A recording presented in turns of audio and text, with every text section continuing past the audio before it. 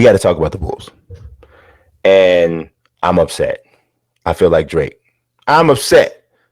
The Bulls ain't made the playoffs yet. I made that up. It's okay. Never mind. All right, let's talk about Zach. Okay, Zach LaVine.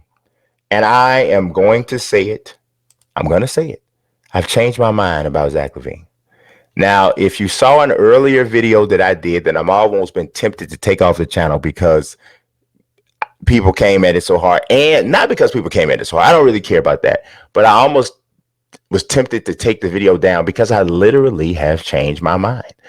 I was on the trade Zach LaVine boat, and it was not because I don't like Zach. It wasn't because I don't think Zach's a good player. It was simply because I felt that the Bulls, and still feel that the Bulls, need to somewhat rebuild. They need to disperse the assets. And in my opinion, the only player on their team of any real significant value was Zach LaVine. And I didn't think that he was quite good enough for them to build around. I didn't know that if he had the type of makeup from I don't even want to say competitive, because I've always known he's competitive, but I didn't know if he had the leadership skills necessary to say, oh, you know what? He may not be the best player. He may not even be the second best player on a championship team, but he can be a part of it. But now I'm convinced that that's the case. The way Zach LaVine is going about this season right now, I mean, and I said this before, I think I said this yesterday, this is a disaster right now, okay? The Bulls are a hot, flaming mess, a disaster in almost every single way. And one of the ways that one of the only ways they're not a disaster is Zach LaVine. Yesterday, he didn't even have a great game, right? He had a really poor shooting night. He was only 1 for 7 from three-point range. He was 8 for 22 from the field, only 2 for 5 from the free throw line, which is totally not Zachish. So 19 points. But again, you know what impressed me so much? Even though he didn't have his shot going, he had 7 rebounds, 7 assists, 3 steals. This is Zach now, who notoriously hasn't played D, and a block shot. Only had 3 turnovers. And when you consider somebody didn't shoot the ball well like that and how he took 22 shots, you might think that he would have had more than the 3 turnovers. He didn't. He had the 3 turnovers in a game that he didn't really play well. And I'm going to tell you, man, that is the kind of effort for me that is really impressive. You know, Zach is playing for a trash head coach. Jim Boylan is struggling, man. I mean, he does not have his players engaged. He doesn't have players who seemingly want to play for him. He's got guys that are literally just going through the motions. And Zach is taking it upon himself to say, you know what? I may not like everything that's going on right now. I may not believe that we have the right kind of leadership, but here's what I will do. And here's what I can control. I can control my effort. I can control the way I approach every game. So if we lose, it will not be because I didn't contribute.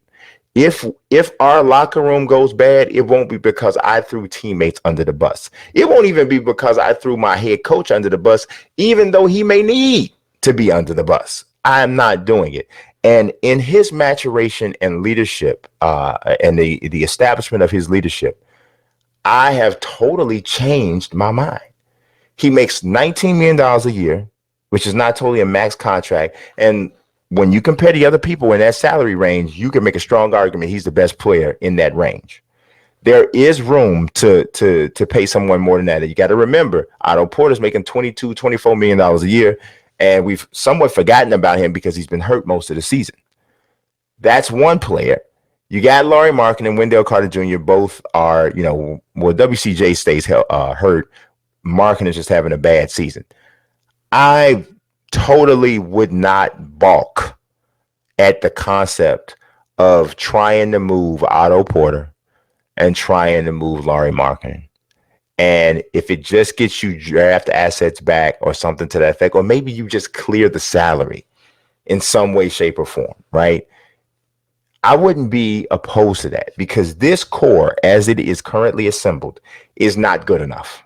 And I know they're young, but I don't believe that they're simply not good enough because they haven't gotten as good as they're going to get. I think that as a ceiling, especially with this head coach, which we all hope this is going to change starting next season, maybe even before next season. But with this coach, this situation, with those guys' talent, with those guys' mental makeup, I don't see them getting extraordinarily better than they are right now. And that is depressing, is what that is. That is depressing. And I no longer want to trade Zach. I really don't. I would much rather see Markkanen, Porter, somebody else moved that creates a better situation, gives them somewhat of a partial do-over. We talked about this yesterday. I don't know, unless the Bulls really luck out in the draft lottery, I don't imagine that they will be in the position to draft one of those really elite guys, the Anthony Edwards, the James Wisemans, the LaMelo Balls. Without that, they're in a little bit of trouble.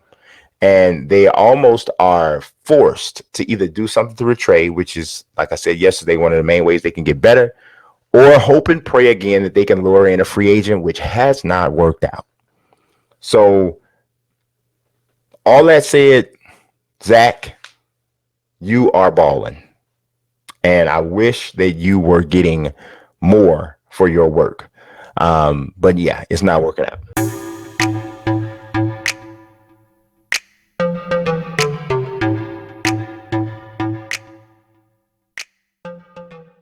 Pocket, I'll be weak. I'm rather unique.